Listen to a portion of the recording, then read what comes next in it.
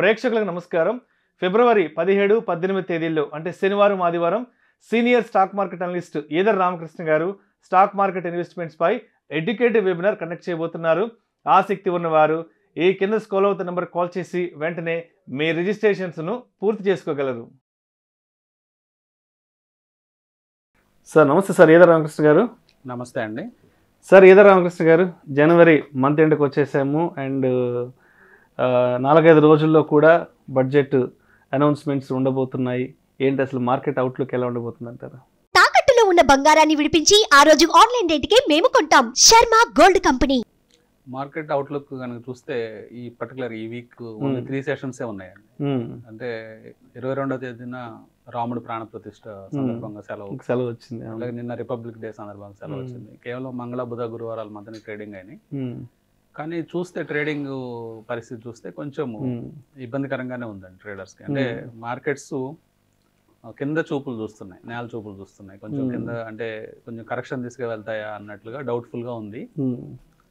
ఓవరాల్గా ఇండిసెస్లు కనుక మనం అబ్జర్వ్ చేస్తే మేజర్ ఇండిసెస్లు గత 2 వారాల నుంచి నిఫ్టీ, సెన్సెక్స్ రెండు కూడా 2 వారాల నుంచి పతనానికి లోనైనాయి. అట్లాగే బ్యాంక్ నిఫ్టీ చూస్తే 4 వారాల నుంచి పతనం అవుతుంది. బ్యాంక్ నిఫ్టీలో ఎక్కువ నెగిటివిటీ ఉందండి. మెయిన్గా ఏంటంటే కారణం హెచ్డిఎఫ్సి రిజల్ట్స్ అనేవి కొంచెం అంటే ఇబ్బందికరంగా, అంటే డిపాజిట్స్ పెరగలేదని ఉద్దేశంతో, అంటే భవిష్యత్తులో డిపాజిట్స్ పెరగవేమో అనే భయాందోళనల మధ్య ఎఫ్ఐస్ భారీ సేల్స్కి భారీ సెల్లింగ్కి ఒడిగట్టారు. దానివల్ల హెచ్డిఎఫ్సి బ్యాంక్లో భారీ పతనం నమోదైంది. దాదాపుగా 1700 చిల్లర ఉండే స్టాకు ఇప్పుడు 1400 చిల్లరలో ట్రేడ్ అవుతుంది. సో ఆ ఎఫెక్ట్ అనేది వేరే బ్యాంక్స్ మీద కూడా పడింది. అంటే ఎక్కువ మొత్తంలో పడలేదు. మనం కొటాక్ కానీ, యాక్సిస్ కానీ, ఎస్బీఐ కానీ చూసినప్పుడు అవి కూడా పడ్డాయి గత కొన్ని సెషన్స్ నుంచి. కానీ హెచ్డిఎఫ్సి అంత ప్రమాదకరంగా పడలేదు. వీటన్నిటి మధ్యలో నిలదొక్కున్నది ఏదైనా ఉందంటే ఐసిఐసిఐ బ్యాంక్. ఐసిఐసిఐ బ్యాంక్ కొద్దిగా నిలదొక్కుంది, రిజల్ట్స్తో మెప్పించింది ఐసిఐసిఐ బ్యాంక్ యాక్చువల్గా. సో కానీ ఓవరాల్గా బ్యాంకింగ్ సెక్టార్లో వీక్నెస్లు ఉన్నాయి. బ్యాంకింగ్ ఇండెక్స్లో ప్రాబ్లం ఉంది. ఓకే. కానీ రాబోయే రోజుల్లో నిఫ్టీలో, సెన్సెక్స్లో వాటిని రీప్లేస్ చేయడానికి ఇమ్మీడియట్గా మనం చూస్తే కొంత ఐటీ సెక్టర్ పుంజుకునే అవకాశాలు కనిపిస్తున్నాయి. అంటే ఐటీ సెక్టర్లో వర్స్ట్ అయిపోయింది, ఐటీ సెక్టర్లో ఇంకా బ్యాడ్ అంతా అయిపోయింది, ఇక్కడ నుంచి బాగుంటాయి. పర్టికులర్గా మీరు ఇన్వెస్టర్స్ రాబోయే రోజుల్లో ఐటీ సెక్టార్లో ఉన్న mid cap stocks, front line stocks కూడా, అంటే తక్కువ రిస్క్ అప్టైట్ ఉన్న వాళ్ళు front line stocks, Infosys, TCS, Wipro, HCl technology ఇలాంటి స్టాక్స్ వైపు వెళ్ళచ్చు. కొంచెం రిస్క్ అప్టైట్ ఎక్కువ ఉండి ఎక్కువ రిటర్న్ సంపాదిద్దాం అనుకున్న వాళ్ళు mid cap stocks, mid cap IT stocks వైపు దృష్టి పెట్టచ్చు. సో ఇండెక్స్ని ఇప్పుడు ఐటీ సెగ్మెంటు అట్లాగే భవిష్యత్తులో ఆదుకునే సెగ్మెంట్స్ కనుక మనం చూస్తే కొంచెం ఫార్మా కూడా పుంజుకుంటుంది. 1-2 స్టాక్స్ మినహాయించి majority of the pharma stocks అన్ని కూడా పెరుగుదలని నమోదు చేస్తూ ఉన్నాయి. ఓకే. సో పర్టికులర్గా లూపిన్ కానీ, సన్ఫార్మా కానీ ఇవన్నీ కూడా భారీగా వృద్ధి చెందాయి గత కొన్ని నెలల నుంచి. సో అవి కూడా ఇంకా పుంజుకునే అవకాశాలు ఉన్నాయి. సో ఇది ఒక సెక్టారు, అంటే మనకి ఆశాజనకంగా ఉన్న సెక్టార్స్లో ఐటీ ఒకటి, ఫార్మా ఒకటి. అట్లాగే రీసెంట్ స్టిమ్యులస్ ప్యాకేజీ ద్వారా ఒక $150 బిలియన్ చైనా మార్కెట్లో పంప్ చేస్తుంది. సో అప్పుడు మినరల్స్, మెటల్ స్టాక్స్ పెరిగే ఛాన్సెస్, ఇండియా మీద కూడా అది ప్రభావం చూపించే అవకాశం ఉంది. కాబట్టి మెటల్స్ అలాగే మినరల్ స్టాక్స్లో అడ్వాంటేజ్, అంటే కొంచెము తక్కువ వాల్యుయేషన్స్, అట్రాక్టివ్ వాల్యుయేషన్స్ ఉన్న స్టాక్స్ వైపు పబ్లిక్ మొగ్గు చూపించవచ్చు.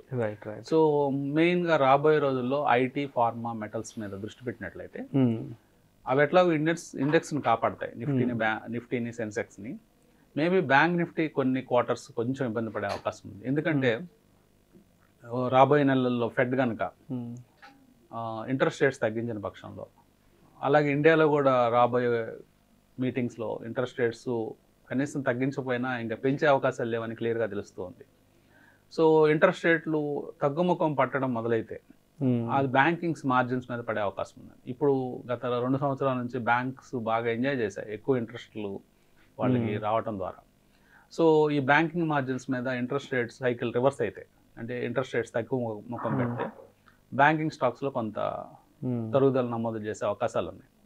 కానీ అది ఒక ప్లస్ పాయింట్గా మనం తీసుకోవచ్చు ఇండియాకి. ఎలాగంటే అమెరికాలో ఇంట్రెస్ట్ రేట్స్ కానీ తగ్గుముఖం పెడితే పెద్ద పెద్ద ఎఫ్ఐస్ అందరూ కూడా మళ్ళీ ఈక్విటీ ఇన్వెస్టింగ్ వైపు ఇండియాకి వచ్చే అవకాశం ఉంది.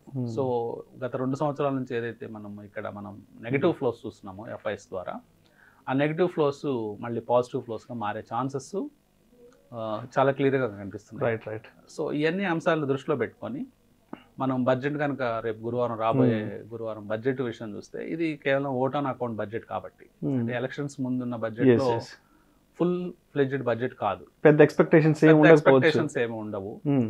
మెయిన్ గా ఏమన్నా 1-2 వెల్ఫేర్ స్కీమ్స్ ఏమైనా అనౌన్స్ చేసే అవకాశం ఉంటుంది. వెల్ఫేర్ స్కీమ్స్ మీద ఎక్కువ అలొకేషన్స్ చేసే అవకాశం ఉంటుంది. అంతకు మించి ఈ బడ్జెట్ లో పెద్ద చేంజెస్ అనేవి మనం ఊహించలేం. ఎందుకంటే ఈవెన్ నిర్మలా సీతారామన్ కూడా అదే స్టేట్మెంట్ ఇవ్వడం జరిగింది.